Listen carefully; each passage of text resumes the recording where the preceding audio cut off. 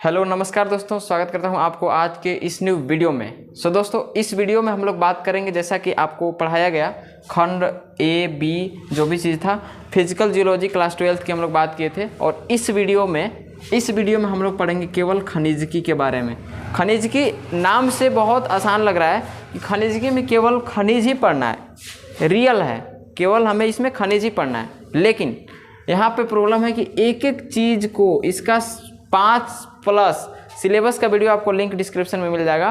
5+ इसका खनिजिकी का अलग अलग पार्ट करके चैप्टर बनाया हुआ है, तो उन पार्ट्स को हम एक एक चैप्टर में स्टडी करेंगे, ठीक है। तो इस वीडियो में हम लोग बात करेंगे खनिजिकी के परिचय यानी कि इंट्रोडक्शन के बारे में, एंड दूसरा क्रिस्टल खनिज विज्ञान के बारे में, क्रिस्टल खनिज विज्ञान के बारे में।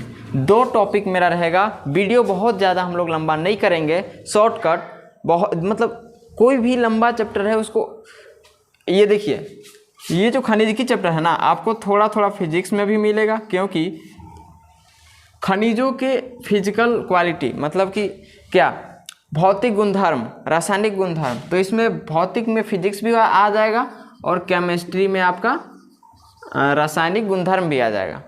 तो यहाँ पे जियोलॉजी के साथ साथ फिजिक्स और केमिस्ट्री का भी थोड़ा थोड़ा डिफिनेशन आपको क्लियर होता चला जाएगा। सो वीडियो को शुरू से लेकर आपको लास्ट तक देखना है। हम लोग नोट्स के साथ, PDF नोट्स के साथ वीडियो को करेंगे स्टार्ट, एंड आपको क्लास को एकदम पूरा अटेंड करना है और पेन कॉपी पहली चीज़ लेकर बैठना है। वीडियो को कर दो स्किप और लेकर बैठो, उसके बाद प्ले करके देखिएगा। PDF के साथ हम लोग स्टडी करेंगे और इस वीडियो में इसको हम लोग पूरी तरीके से कंप्लीट करेंगे। उससे पहले थोड़ा सा PDF से पहले हम लोग बोर्ड पर एक चीज़ को स्टडी करते हैं, जो कि मेरा होगा कि जो खनिज है, खनिज किसे कहते हैं, बस ये चीज़ हम पढ़ लेते हैं, और खनिज कितने प्रकार के होते हैं। मात्र 2 चीज़ हम लोग पढ़ेंगे एंड आपको नोट्स की तरफ हम लोग ले चलेंगे। तो खनिज हम लोग दोस्तों किसे बोलेंगे, आप ध्यान से समझना। पृथ्वी पर पाए जाने वाले, ध्यान से डिफिनेशन को आपको समझना है। ऐसे तो आपको लिखित नोट्स मिल जाएंगे PDF में, जस्ट आगे वीडियो को जाने के बाद। तो यहाँ पे समझना है खनिज की, पृथ्वी पर प्राकृतिक रूप से पाए जाने वाले अकार्बनिक पदार्थों को खनिजिकी या खनिज कहते हैं। अब देखिए, ऐसा शास्त्र जिसमें हमें पूरे खनिज के बारे में स्टडी करना है, उसे हम लोग खनिजिकी बोलेंगे। समझ में आ गया? एक बार मैं रिपीट करना चाहूँगा, मेरे साथ बोलेगा।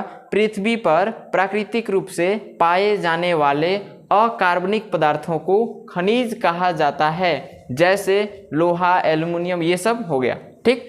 उसके साथ ही इन सभी चीज़ों का जिस शास्त्र से हम स्टडी करेंगे उसे हम लोग खनिज की कहते हैं, ठीक। अब देखिएगा, इसका 2 पार्ट होता है। पहला पार्ट दोस्तों इसका हो जाएगा धात्विक खनिज। कैसा खनिज? धात्विक खनिज, धात्विक खनिज। दूसरा हो गया अधात्विक खनिज, अधात्विक खनिज। बहुत ही सिंपल है ना। जब आप धातु अधातु पढ़ते होंगे क्लास 8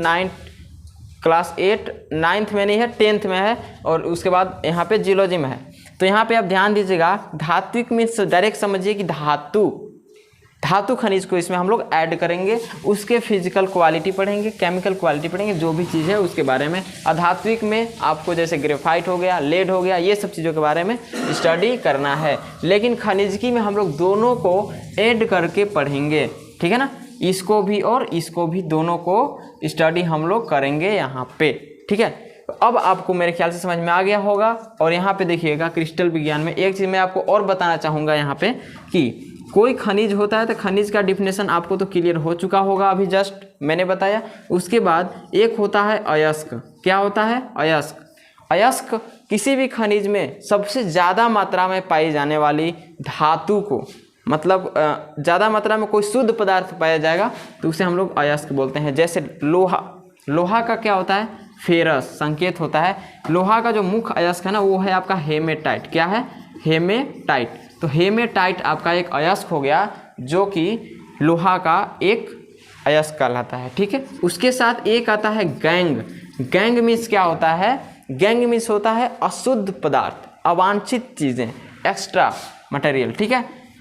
जैसे शरीर है, नहाते हैं हम लोग रेगुलर, नहाते हैं तो साबुन लगाते हैं, तो उससे जो गैंग निकलता है ना, मतलब कि अशुद्ध चीज़ें, पसीना वसीना जो भी है वो सब, तो उसको हम लोग गैंग बोल सकते हैं। सिंपल शरीर सब का एग्जाम्पल समझ में आ गया इस टाइप से। तो आइए हम लोग इस वीडियो को शुरुआत करते हैं। बहुत ही अच्छे तरीके से वीडियो को फुल वॉच करना है, ठीक है। और पार्ट 2 वीडियो भी बहुत जल्द आ जाएगी। तो चलिए आज की इस वीडियो को हम लोग शुरुआत करते हैं PDF नोट्स के मोबाइल की स्क्रीन पे। एंड देखिए यहाँ पे जैसे जैसे आपको लिखा हुआ क्लियरली देख रहा होगा कि खनिज विज्ञान। आप जानते हैं कि दोस्तों खनिज विज्ञान एक बहुत ही बड़ा चैप्टर अपने आप में बनने वाला है, ठीक है। खनिज विज्ञान इसका कई पार्ट्स हैं, मतलब एक पार्ट्स में खनिज विज्ञान को हम लोग कंप्लीट नहीं कर सकते हैं, ठीक है। तो इसको ये मैं आपको बता दूं कि उसमें मैंने जब सिलेबस इसका अपलोड किया था उसका लिंक आपको डिस्क्रिप्शन बॉक्स में मिल जाएगा, आप उसे देख लेना। कि उसमें था कि खंड 1 में टोटल जैसे पहला था भौतिक भूविज्ञान, तो फिजिकल जियोलॉजी के अंदर खंड का मतलब खंड 1, खंड 3, पार्ट 1, पार्ट 2 इस टाइप करके था चैप्टर्स। तो खंड 3 जिसको हम लोग अध्याय 3 भी एक तरीके से बोल सकते हैं, इसके कई पार्ट्स हैं। तो इन खनिज विज्ञान को हम लोग बहुत ही बेहतर तरीके से यहाँ पे समझने का प्रयास करेंगे, ठीक है। तो आप देख सकते हैं यहाँ पे कि हमने लिखा है कि खनिज विज्ञान समझने से पहले तो आपको यही चीज़ समझना होगा कि खनिज आखिर होता क्या है, ठीक है ना। उसके बाद इसके विज्ञान के बारे में जानेंगे। तो विज्ञान आप जानते हैं कि विज्ञान मीन्स होता है विशेष ज्ञान। क्या होता है? विशेष ज्ञान होता है। और जौन से चीज़ से हम लोग विशेष ज्ञानों की प्राप्ति करते हैं उसे हम लोग विज्ञान कहते हैं। तो सिंपल सी खनिज आप समझ लो कि खनिज क्या है, एंड विज्ञान आपको ऑटोमेटिक समझ में आ जाएगा, ठीक है। तो चलो यार इसको हम लोग देखते हैं बहुत ही अच्छे तरीके से। पहला लिखा है कि खनिज प्राकृतिक रूप से, ठीक है, खनिज प्राकृतिक रूप से पाया जाने वाला अकार्बनिक पदार्थ होता है। कैसा पदार्थ होता है? खनिज प्राकृतिक रूप से पाया जाने वाला अकार्बनिक पदार्थ होता है जिसकी एक निश्चित रासायनिक संरचना, निश्चित आंतरिक परमाणविक संरचना, निश्चित एक्सटर्नल शेप तथा रूप होता है, ठीक है। जैसे स्फटिक, इसको दोस्तों हम लोग सिंपल सी भाषा में या इंग्लिश में इसको हम लोग क्या बोलते हैं? क्वार्टज बोलते हैं। क्या बोलते हैं? क्वार्टज एक खनिज है। क्वार्टज क्या है? एक खनिज है, क्योंकि इसकी एक निश्चित रासायनिक संरचना होती है, इसकी निश्चित आंतरिक संरचना भी है तथा इसका आकार एवं रूप निश्चित होता है, ठीक है। इसके आकार जैसे अनेक खनिज होते हैं, मतलब कि ऐसा नहीं कि केवल हमारे क्वार्टज ही एक प्राकृतिक रूप से पाया जाने वाला अकार्बनिक पदार्थ है, ऐसा नहीं, ठीक है ना। इस प्रकार से हमारे पास अनेक खनिज पाए जाते हैं, जैसे अबरक हो गया, गैलेना हो गया, हेमेटाइट हो गया इत्यादि, मतलब कि इस तरीके से बहुत सारे खनिज हैं, ठीक है दोस्तों। अब इसके हम लोग क्या मतलब डिवीज़न की अगर बात करें, पूरे खंडों की बात करें, तो आप यहाँ पे देख सकते हो कि लिखा है कि स्टडी के दृष्टिकोण से, मतलब अध्ययन के दृष्टि से खनिजों को 2 भागों में बांटा गया है। दोस्तों एक चीज़ यहाँ पे मैं बता दूँ, इंग्लिश मीडियम वालों के लिए ये सभी कुछ अलग से बताया जाएगा। ये video only one for Hindi medium वालों के लिए है। ये सभी कुछ इंग्लिश में करके आपको इंग्लिश मीडियम वालों के लिए वीडियोस बनेगा बहुत ही जल्द। उसके बाद 2 भागों में खनिजों को बांटा गया है, जो कि पहला आपका होता है सेल निर्माणकारी खनिज। क्या होता है? पहला सेल निर्माणकारी खनिज, एंड सेकंड दोस्तों होता है आर्थिक उपयोग के खनिज। मतलब आप समझ सकते हैं कि ऐसा खनिज, ठीक है ना, जो सेल निर्माण करें, ऐसा खनिज जो सेल निर्माण करे, ठीक है। और इस प्रकार के खनिजों को हम लोग क्या बोलेंगे? सेल निर्माणकारी खनिज, ठीक है। एंड जो सेकंड हमारे पास लिखा है आर्थिक उपयोग के खनिज, तो ऐसा खनिज जिसको हमको इकोनॉमिक तरीके से, ठीक है ना, कोई भी यूज हो या जो भी है फ़ायदे हो, इनकम हो, ये सभी कुछ किस चीज़ में आ जाएगा? आर्थिक उपयोग के खनिज में आ जाएगा। तो चलिए हम लोग बढ़ते हैं आगे।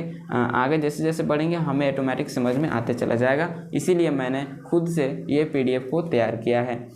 अब जो लोग कॉपी करते होंगे करें, कोई दिक्कत नहीं, क्योंकि कॉपी करना भी ज़रूरी होता है लाइफ में। सेल निर्माणकारी खनिज सेलों के निर्माण के लिए आवश्यक होते हैं, जो कि आप पहला यहाँ पे देख पाए सेल निर्माणकारी खनिज होता है, वो क्या है? तो सेल निर्माणकारी खनिज सेलों के निर्माण के लिए आवश्यक हैं, जैसे क्वार्टज हो गया, ठीक है ना, फेल्डस्पार हो गया, एटसेट्रा ये सब। अब देखिए दूसरे प्रकार के खनिजों का आर्थिक उपयोग होता है। क्या होता है? आर्थिक उपयोग होता है, जैसे कि हेमेटाइट। तो हेमेटाइट से तो लोहा निकाला जाता है, मतलब बोल सकते हैं कि फेरस का एक अयस्क है क्या? हेमेटाइट। अभी खनिज में हम लोग ये सभी चीज़ों के बारे में बातें करेंगे लास्ट में, इसलिए आपको वीडियो को शुरू से लेकर लास्ट तक देखना है। जिस तरीके से आप देख रहे हो उसी तरीके से देखते चलना है। तो इससे क्या होता है दोस्तों? लोहा निकाला जाता है। खनिजों के वर्गीकरण की एनी विधियाँ, मतलब एनी विधियाँ यहाँ पे लिखा गया है, अनेक विधियाँ भी प्रचलित हैं। मतलब कि खनिजों को अगर हम वर्गीकरण करें, क्लासिफिकेशन करें, तो इसका अनेक विधि भी है जो कि फेमस है। जैसे प्राथमिक खनिज, क्या है? प्राथमिक खनिज। सेकंड है आपका द्वितीयक खनिज, क्या है? द्वितीयक खनिज।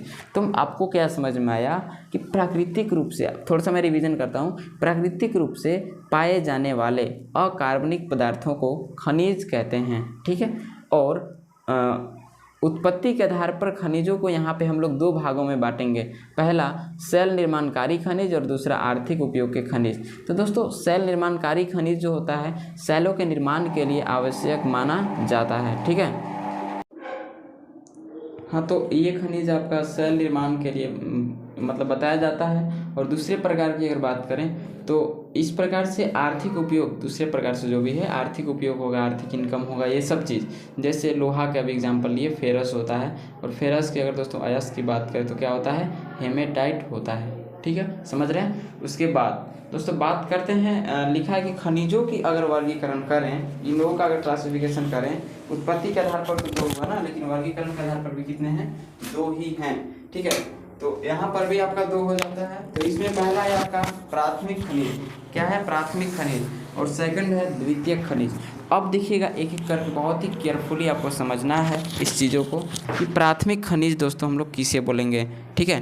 तो प्राथमिक खनिज, इन खनिजों में मैग्मा में बने ही, मतलब कि क्या होता है कि इन खनिजों में मैग्मा में ही बने खनिजों को सम्मिलित किया जाता है। मतलब ऐसा खनिज जैसे ज्वालामुखी, ये सब चीज़ हम बेसिक आपको इसलिए पढ़ाए थे कि प्राथमिक खनिज कब बोलेंगे कि इन खनिजों में मैग्मा में ही अगर खनिज बना है या सम्मिलित किया जाता है।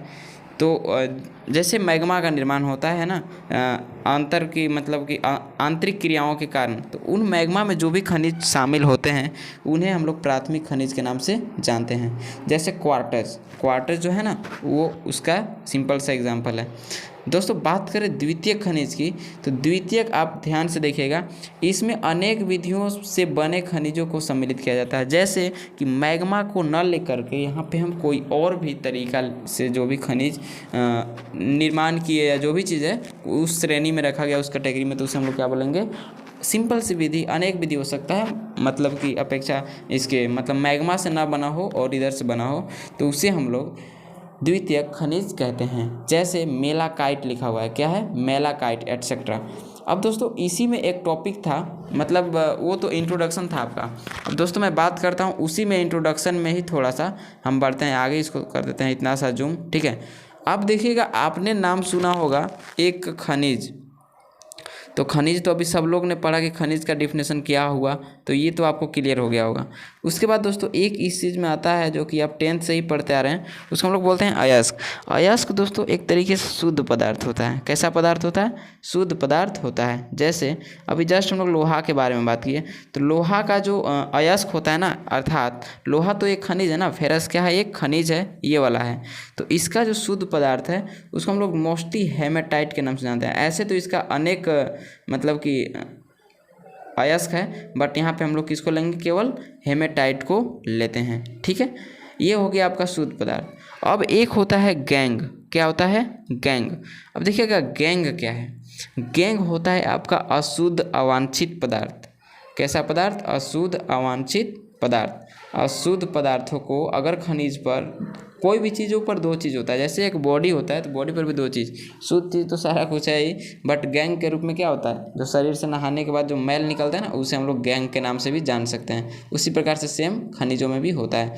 तो पहला चैप्टर इसमें ए, जो कि आपने सिलेबस में देखा था, वो था क्रिस्टल विज्ञान। क्या था दोस्तों? क्रिस्टल विज्ञान। अब देखिएगा ध्यान से एक एक चीज़ों का आपको समझना है। अधिकांश खनिज कैसा होते हैं? क्रिस्टलीय होते हैं। इस प्रकार प्रकृति में पाए जाने वाले क्रिस्टलों की संख्या बहुत अधिक है, लेकिन हर क्रिस्टल की अपनी कुछ विशेषताएं होती है जो कि निम्नलिखित है। पहला, क्रिस्टलीय अक्ष, ठीक है, यानी कि इसको क्या बोलेंगे? क्रिस्टलोग्राफी एक्सिस, ठीक है। और सेकंड को सममिति मतलब सिमेट्री बोलते हैं। क्या बोलते हैं? सिमेट्री। उसके बाद थर्ड नंबर पे है क्रिस्टल में उपस्थित रूप, यानी कि फॉर्म्स इन क्रिस्टल, ठीक है। 3 प्रकार के अभी आया यहाँ पे। सब चीज़ ये सब तो आपको नोट्स करना है, इसीलिए मैंने बोर्ड पे इसको नहीं लिखा है। ये सब चीज़ आपको जानना अति आवश्यक है, ठीक है। अब चलिए दोस्तों हम लोग बात कर लेते हैं कि जो पहला था यहाँ पे क्रिस्टलीय अक्ष यानी क्रिस्टलोग्राफी एक्सिस, उसके बारे में। तो यहाँ पे देख सकते हैं आप कि क्रिस्टलीय अक्ष त्रिविमीय ज्यामिति में, मतलब त्रिविमीय ज्यामिति में किसी तल की परिभाषा के लिए कुछ अक्षों की केवल हम कल्पना कर सकते हैं।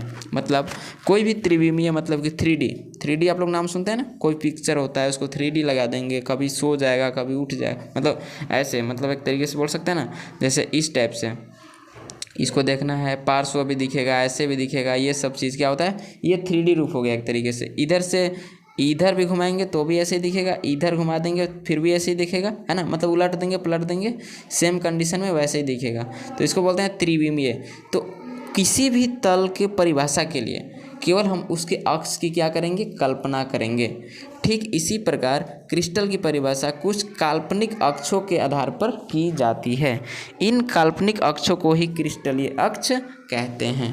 कंप्लीट, आई होप दैट आपको इतना तो कंप्लीट हो गया होगा, ठीक है। एंड उसके बाद दोस्तों हम लोग बात कर लेते हैं यहाँ पे इसके बारे में कि अक्षों के, ठीक है, अक्षों के प्रकृति के आधार पर इन्हें निम्नलिखित क्रिस्टल समुदाय मतलब बनता गया है। मतलब अब देखिए क्रिस्टल तो समझ में आ गया ना कि काल्पनिक एक अक्ष होता है 3D पिक्चर में या 3D जो भी चीज़ें हैं उसमें। तो यहाँ पे इन्हें निम्नलिखित क्रिस्टल समुदाय बना दिया गया है, जैसे क्यूबिक एंड आइसोमेट्रिक सिस्टम, ठीक है। सेकंड, टेट्रागोनल सिस्टम, ठीक। सिस्टम मीन्स यहाँ पे आप डायरेक्ट समझ लेना ना, सिस्टम मीन्स पद्धति हो गया, ग्रुप हो गया एक तरीके से। तीसरा, हेक्सागोनल सिस्टम। चौथा, ठीक है ना, ऑर्थोओर्बिक मतलब कि सिस्टम हो गया यहाँ पे। एंड उसके बाद मोनोक्लिनिक सिस्टम, ठीक है। उसके बाद छठा है यहाँ पे ट्राइक्लिनिक सिस्टम। उसके बाद जो सेकंड था हमारा सिमेट्री आप समझ सकते हैं ध्यान से। किसी क्रिस्टल के फलक, किनारा और कोण उसकी आंतरिक संरचना की ही अभिव्यक्ति होती है। इनकी आंतरिक संरचना परमाणुिक व्यवस्था से होती है। एक प्रकार इस प्रकार जो फलक हैं, किनारा हैं और कोण हैं, इन सभी की व्यवस्था एक निश्चित क्रम में होती है, अर्थात उनमें एक विशेष क्या होती है? सिमेट्री अर्थात सममिति होती है, ठीक। यह सममिति निम्नलिखित प्रकार से होती है। अब देखिएगा सममिति का भी अलग अलग मतलब कि बताया गया यहाँ पे पार्ट, जो कि पहला है सममिति तल, क्या है? सिमेट्री प्लेन बोल सकते हैं एक तरीके से। तो वो ऐसा तल जो क्रिस्टल को ऐसे 2 भागों में विभाजित कर सके कि वे एक दूसरे के प्रतिरूप हो, सममिति तल कहलाएंगे, ठीक। इनकी संख्या अक्षों से संबद्ध, ठीक है ना, इनकी संख्या क्या है? अक्षों से संबंध इत्यादि का विवरण आवश्यक है, तब इसकी संख्या हम लोग याद कर सकते हैं। सेकंड है सममिति अक्ष मतलब कि सिमेट्री एक्सिस, वह एक्सिस जिसके आधार पर क्रिस्टल को घुमाने पर एक जैसी स्थिति एक से अधिक बार दिखाई पड़े, सममिति एक्सिस कहलाता है, ठीक है।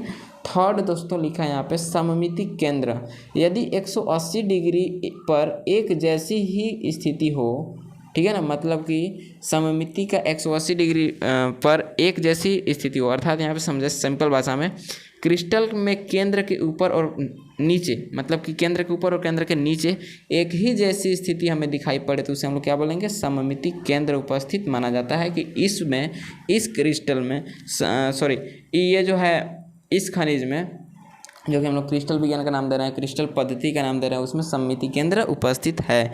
इस प्रकार की संरचना में उसकी उपस्थिति और अनुपस्थिति की ही महत्व है, ठीक है। अब दोस्तों जो थर्ड नंबर हम लोग पढ़ रहे थे उसमें था क्रिस्टल में उपस्थित रूप, यानी कि एक जैसे फलक आपस में मिलकर फॉर्म या क्रिस्टल रूप बनाते हैं। यदि अकेले एक फॉर्म ही एक स्थान घेर सके तो उसे संवृत फॉर्म अन्यथा विवृत फॉर्म कहते हैं। यदि दो एक जैसे फॉर्म आपस में मिलकर क्रिस्टल का निर्माण करें तो उन्हें संयुक्त रूप या फॉर्म कहते हैं। ठीक, अब दोस्तों इस पार्ट 1 वीडियो में, ये तो वीडियो का लेक्चर नंबर 1 था और इसमें हम लोग इतना जान लिए। और अब हम लोग बात करेंगे नेक्स्ट चैप्टर, जो कि हमारा बहुत ही सिंपल है, खनिजों का भौतिक गुण, मतलब कि फिजिकल क्वालिटी हो द यहाँ पे खनिजों के बारे में हम लोग टोटल चीज़ जान लेंगे। तो ये एक छोटा सा मतलब इंट्रोडक्शन टाइप वीडियो था एंड आई होप दैट ये वीडियो आपको बहुत ज़्यादा ही पसंद आया होगा। एंड यहाँ पे अभी आप लोगों का कुछ काम है, कुछ सवाल हैं जो कि अभी आपको बनाकर आना है। तो नेक्स्ट हम अगर लाइव चैट में अगर कभी हम पूछें तो आपको बताना होगा, ठीक है, कि क्रिस्टल जो विज्ञान था उसका 3 पद्धति, सवाल के रूप में 3 पद्धति का विवरण जो है पूरी तरीके से कंप्लीट करना है, विवरण लिखना है और याद करना है। ठीक है, पहला क्वेश्चन ये हो गया दोस्तों। सेकंड यहाँ पे होगा खनिज विज्ञान किसे कहते हैं, खनिज विज्ञान किसे कहते हैं, खनिज का अयस्क किसे कहते हैं और अयस्क के बाद गैंग क्या होता है। ये 2 क्वेश्चन आपको पूरी तरीके से कंप्लीट करके आना है HW में। ठीक है, इस टाइप से।